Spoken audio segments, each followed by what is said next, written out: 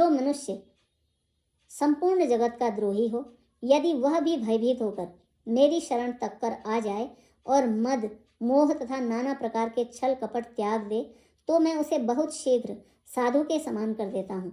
माता, पिता, भाई, पुत्र, स्त्री, शरीर, धन, घर, मित्र और परिवार, इन सब के ममत्व रूपी तागों को बटोरकर और उन सब की एक डोरी बटकर उसके द्वारा जो अपने मन को मेरे चरणों में बांध देता है, सारे सांसारिक संबंधों का केंद्र मुझे बना लेता है, जो समदर्शी है, जिसे कोई इच्छा नहीं है और जिसके मन में हर्ष, शोक और भय नहीं है, ऐसा सज्जन मेरे हृदय में ऐसे बसता है जैसे लोभी के हृदय में धन बसा करता है।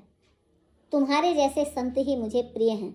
मैं और किसी के कृतज्ञतावश होकर देह धारण नहीं करता। जो सगुण अर्थात भगवान के उपासक हैं, दूसरे के हित में लगे रहते हैं, नीति और नियमों में दृढ़ हैं और जिन्हें ब्राह्मणों के चरणों में प्रेम है, वे मनुष्य मेरे प्राणों के समान हैं। भगवान श्री रामचंद्र जी ने विभीषण से कहा, जो कुछ भी मैंने यह गुण कहे वह सब तुम्हारे अंदर हैं, इससे तुम मुझे अत्यंत ही प्रिय हो।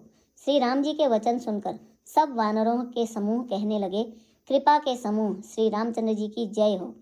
प्रभु की वाणी सुनते हैं और उसे कानों के लिए अमृत जानकर विभीषण जी अघाते नहीं हैं। वे बार बार श्री राम जी के चरण कमलों को पकड़ते हैं। अपार प्रेम है, हृदय में समाता नहीं है।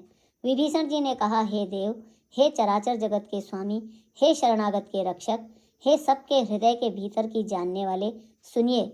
मेरे हृदय में पहले कुछ वासना थी, वह प्रभु के चरणों की प्रीति रूपी नदी में बह गई। अब तो हे कृपालु, शिवजी के मन को सदैव प्रिय लगने वाली अपनी पवित्र भक्ति मुझे दीजिए। ऐसा ही हो कहकर रणधीर प्रभु श्री राम जी ने तुरंत ही समुद्र का जल मांगा और कहा, हे सखा, यद्यपि तुम्हारी इच्छा नहीं है, पर जगत में मेरा दर्शन अमोघ है, वह निष्फल नहीं जाता। ऐसा कहकर श्री राम जी ने उनको राज तिलक कर दिया।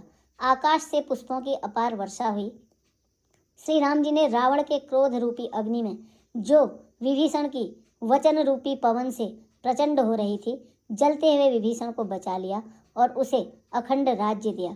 शिवजी ने जो संपत्ति रावण को 10 सिरों की बलि देने पर दी थी, वही संपत्ति श्री रघुनाथ जी ने विभीषण को बहुत सकुचते हुए दी।